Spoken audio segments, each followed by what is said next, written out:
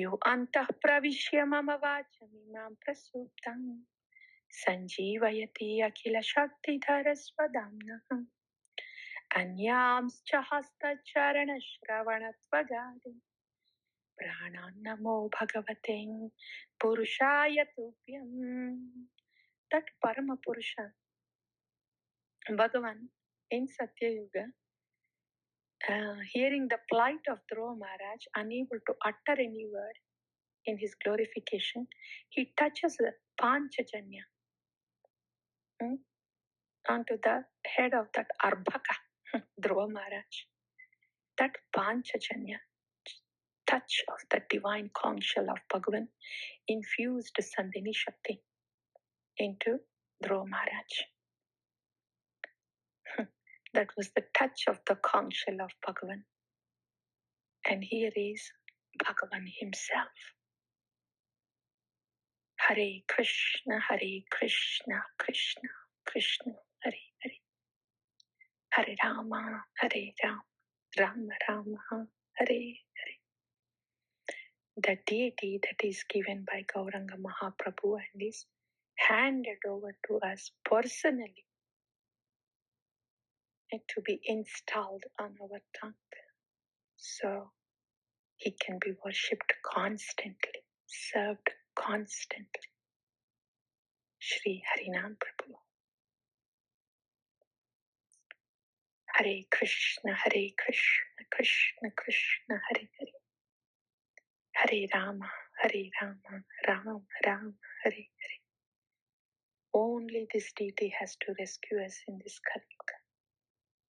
That's why Bhagavan himself chose this avatar.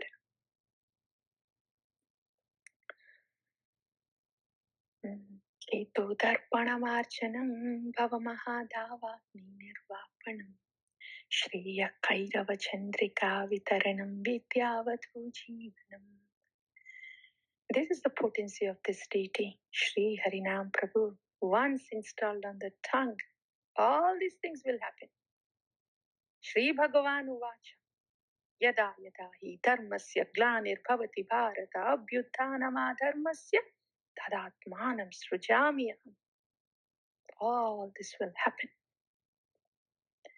Cheto Darpanamarjanam Bhava Mahadavagni Nirvapanam Shreya Kairava Chandrika Vitaranam Vidya Vadhu Jivanam Anandambudhivartanam Pratipadam Purnamrita Swadanam Sarvatma Snapanam will happen.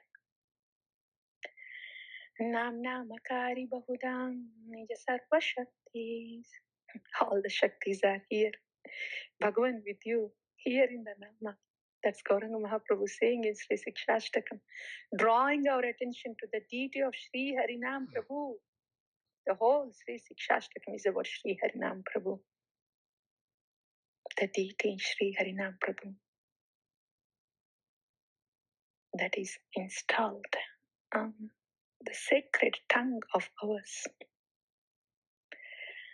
Nam Namakari Bahudam Nij Sarva Shaktis Tatrarpitani Amita Smaranena Kalam Etadrishi Tava Kripa Bhagavan Mamati Durtaiva Mitrishamiha Janina Anuragam.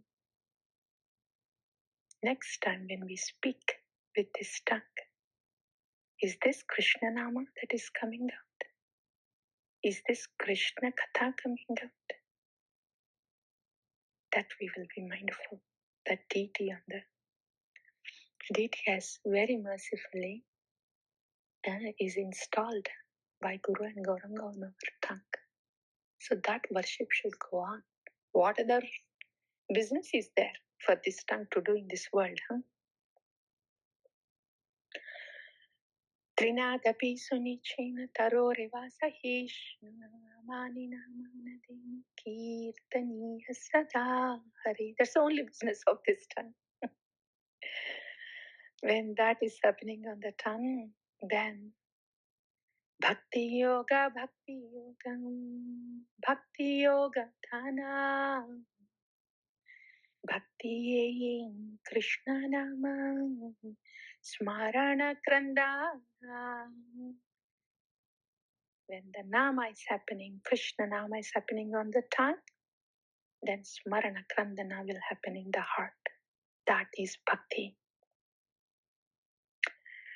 Nadanam najanam na sundareem kavitam vachakadisha kamayem mama janmani janmani shware bhavatat bhaktiya haitu kitvayu. It doesn't take too long for the soul to get purified and yawn like this. Mama janmani janmani shware bhavatat bhaktiya haitu kitvayu will happen. How? That's the Nama Mahatmya.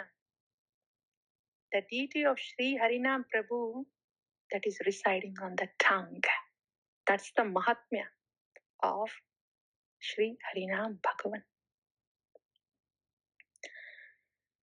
Ainanda tanuja kinkaram patitam mam vishame bhavambudam kripaya tava pada pankajam stita dhuli sadrisham vichintaya.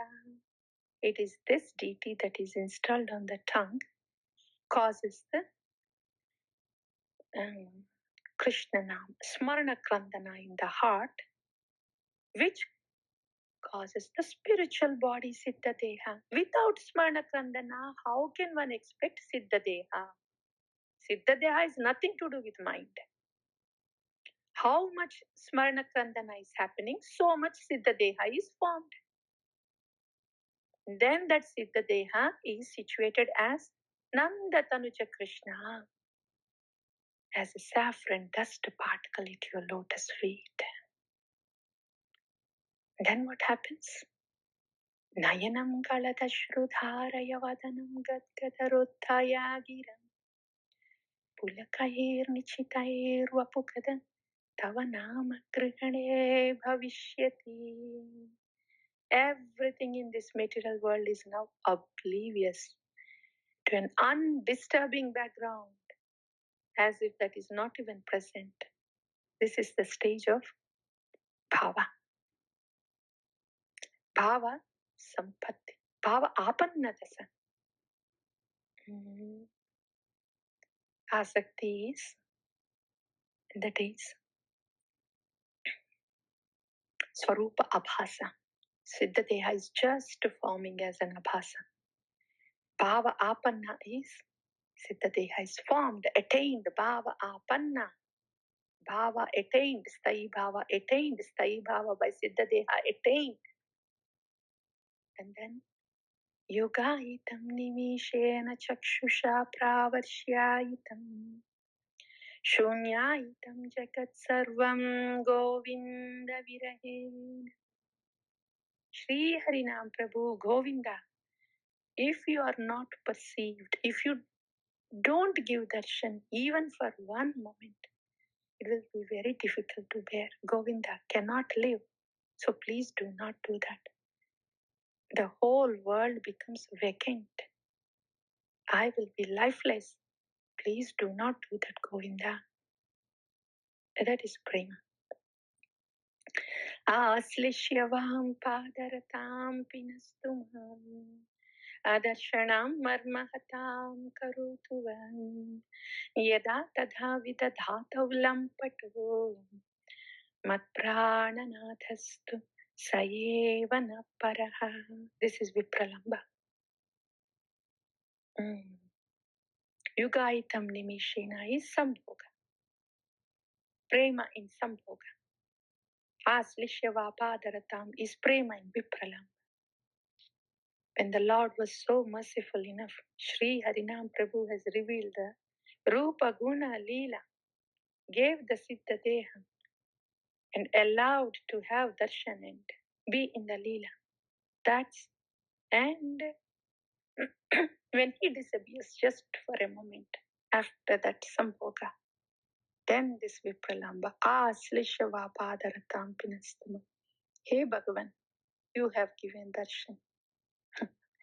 Now going nowhere else, you are Prananatha. Whatever you may choose to do, very kindly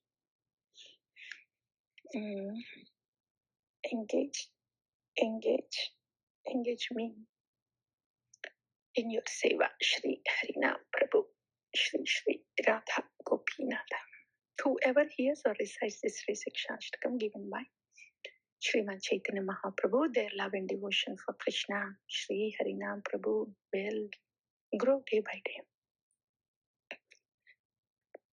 Dharamadya Sarvasreshtham Nama Sankirtanam Niraparadham Namalele Paye Premadhana. This is Sri Chaitanya Mahaprabhu in Sanatana section. He is speaking about bhakti or everything about bhakti, but saying Sanatana, hear this thing. Tara Madhya Sarva Sreshta Nama Sankirtana Niraparada Nama Lele Pai Premadana. Of all dangas of bhakti, the one that's in the middle, the Sankirtana, Nama Sankirtana. That Nama is the Mukhya Anga. And with that, you get the Premadana. Atayeva Nama Matra Vaishnavera Dharma. Vaishnava Dharma is Nama. And only then Name Prasputita Hoile Rupa Guna Karma. Hare Krishna, Krishna Krishna, Hare Hare, Hare Rama, Rama Rama, Hare Hare. Hare Krishna, Krishna Krishna, Hare Hare. Hare Rama, Rama Rama, Hare Hare. Hare Krishna, Krishna Krishna, Hare Hare. Hare Rama, Rama Rama, Hare Hare. प्रेम से कहो श्री कृष्ण चैतन्य प्रभु नित्यानंद श्री अद्वैत गदाधर श्रीवासादि गौर भक्त वृंद की जय। श्री हरिनाम प्रभु की जय। श्री शिक्षाष्टकम की जय। आचार्य भगवान की जय।